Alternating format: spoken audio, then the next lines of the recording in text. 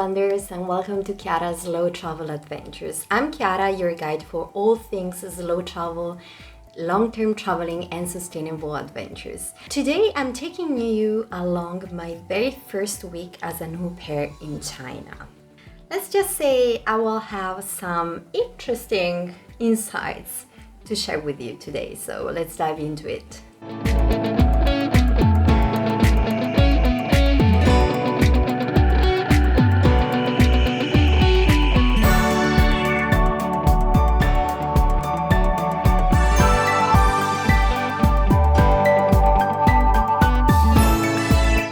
Au pair in China is an incredible journey, but it comes with its own set of challenges. So if you're considering to take this path as well, or if you're already on it, stay tuned to get some insights and don't worry, a lot of encouragement from me. Let's dive into the three main challenges that you're going to probably, maybe not, but probably encounter as an au pair in China, at least in the beginning. And that is cultural barriers, adjusting to the family schedule, and getting along with the children. First up, cultural barriers. As you can imagine, moving to a country like China, of course, depending on where you're from, comes with its own set of differences when it comes to culture. In my case, for example, I've already been here, so I already encountered some problems, so I kind of knew what to expect.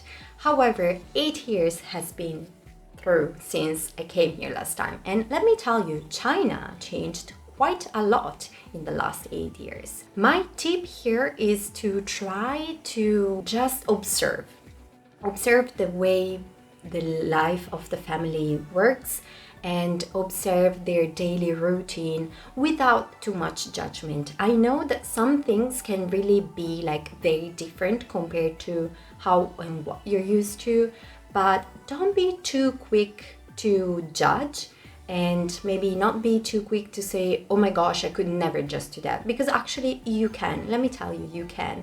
Some things you see and you experience might really surprise you, and it might be something that you did not expect. My advice here is to take it slow, don't feel overwhelmed, just observe. Ask questions to your host family. I always ask why. Why is probably 为什么? Why is my favorite Chinese word probably. Let through that you're interested in their culture and you're not actually judging it, because that can actually become a problem. So I suggest you go lightly with it. Like you're showing your curiosity because you're interested. Getting used to Chinese etiquette sometimes, especially in situations like at the table, they eat in a very different way as to what I'm used to. But still, don't judge it, observe, and do your own thing also. It's not like you have to copy them. You don't have to do the same thing. Don't feel overwhelmed. If you find that you make mistakes or that something you do, it's not something the family is used to or not something the culture is used to, that's no problem. Everybody makes mistakes. You don't know. You come here to learn.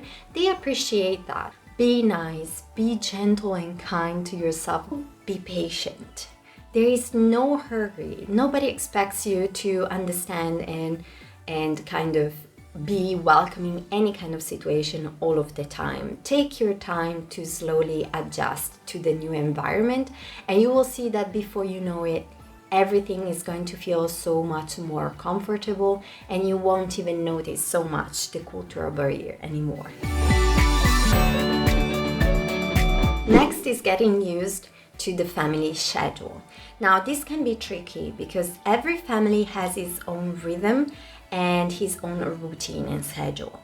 My best advice here is to try to get used to the schedule as quickly as possible, and the best way to do that is to ask directly the family, because Chinese family schedule sometimes can be really flexible, and if you're not used to it because maybe you have very more strict routine at home, especially when it comes to mealtime.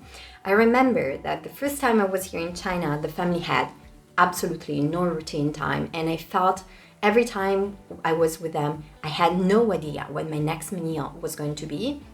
And sometimes that was a little bit overwhelming to me because maybe I got really hungry, but I was with the child, so I couldn't really just say, oh, I need to eat, I need to drink.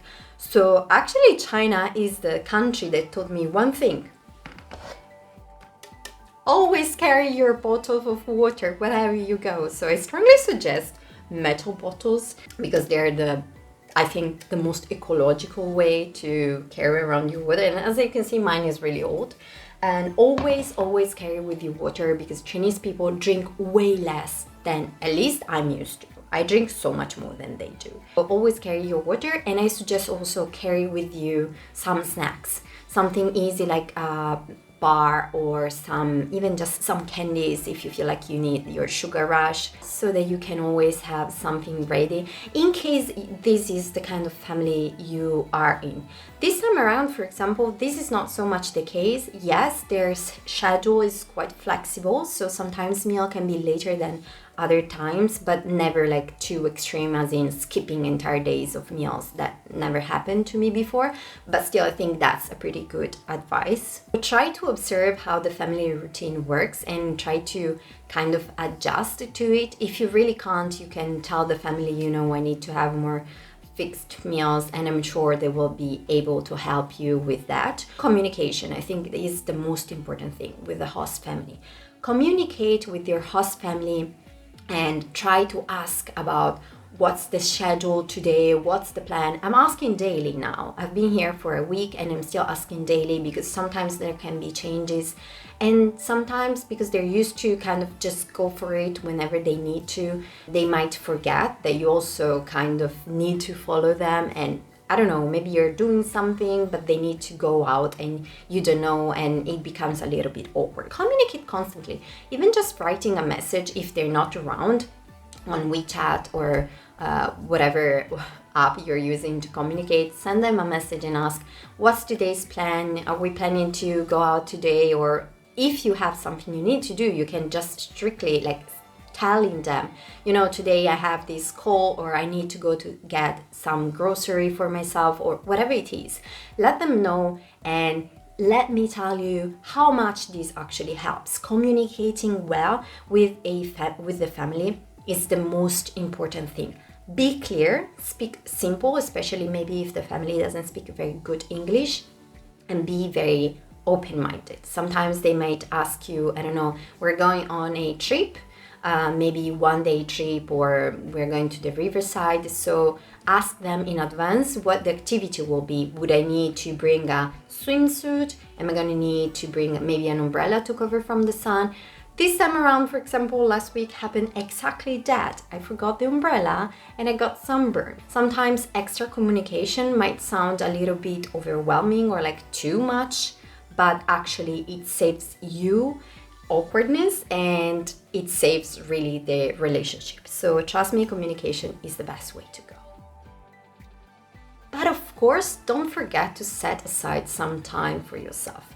You're not here to be a slave. Yes, and it's an exchange program where you're supposed to spend a lot of time, especially with the children, sometimes not just with the children, but with the family as well. But do remember to take aside some time for yourself, where you can have your free time, where you can relax, chill, maybe go for a walk, work out, whatever it is that it's up to you.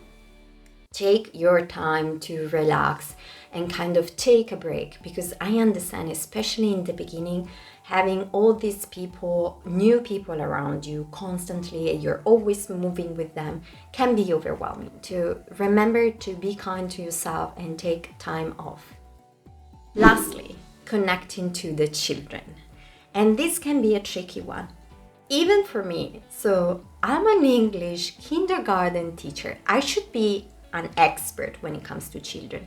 Yet, this time around, actually children are my biggest issue. Believe it or not, usually kids like me in no time and never had problems with relationship with the kids. But sometimes, especially when you move to another country, and like in China, there can be a language barrier. Sometimes the kids do speak a little bit of English, or they speak it very well, or maybe they don't. In my case, one speaks a little bit, the other one almost nothing. Also, they can be shy. Maybe because they might feel like sometimes when you come, you're like somebody new, they're not used to it, and they might feel like you're interfering in a sense in their in their family, in their group. So maybe in your country, you're used to, at least I am, children be very open, but maybe here is not the case. I advise you try to play with them, show genuine interest in their lives, try to play games that they like, try games that come from your own background, your own country maybe. You would never expect how many differences in game playing there are between countries. If they're shy, kind of give them the time to adjust to you. Don't try too hard, I would say. Just give yourself some time to adjust to them, and they will need to have some time to adjust to you as well. It's not you. Don't feel like the problem is you. If you have some difficulty, I also strongly suggest that you talk to the parents. Their parents will know their children best, and they might even give you a good suggestion to how you can help them warm up to you. Also, showing you have genuine interest in their children and really want to try to work with them, the parents will for sure be really happy about it and will help you get through the process of getting the children to like you. I know it can be overwhelming, so really don't be hard on yourself. Be kind on yourself with this. Children can really feel nervousness and anxiety if you're also nervous. If you're trying too hard, maybe they feel nervous around you because they feel like you're pushing too much. So maybe in that case, I would suggest, and this is actually the step I'm going to take as well, so you will have to see if that works or not. Take a step back. Give them space to kind of get used to you and observe you. So instead of being indirect, maybe try to have activities that might interest them, but you do them by yourself and they might see it and be interested to it as well. But I always suggest that you talk with the parents about it so they will know. So they will know that you're not showing no interest to the child. You just want to have a more soft approach, because the direct one maybe doesn't work. So that's a glimpse of my very first week as a new pair in China. I hope this inspired you and it wasn't too scary for you to come over now that you have my insights. Do not worry, like life here is just as nice as you could ever hope for. It's just that it takes some time to adjust to cultural barriers and different schedules and children and a different family, different people, different environment. I understand that. Be nice to yourself. So have you faced similar challenges? If you have, or if you have any questions more about that or about au pairing or experiences to share, please do so in the comments down below. I'd really love to hear about your stories and your background here in China. If you like the video, please consider giving me a thumb up, because that really helped me, and subscribe to the channel for more content like this. And remember, every challenge is a stepping stone to a beautiful journey. I'll see you in our next adventure. Bye!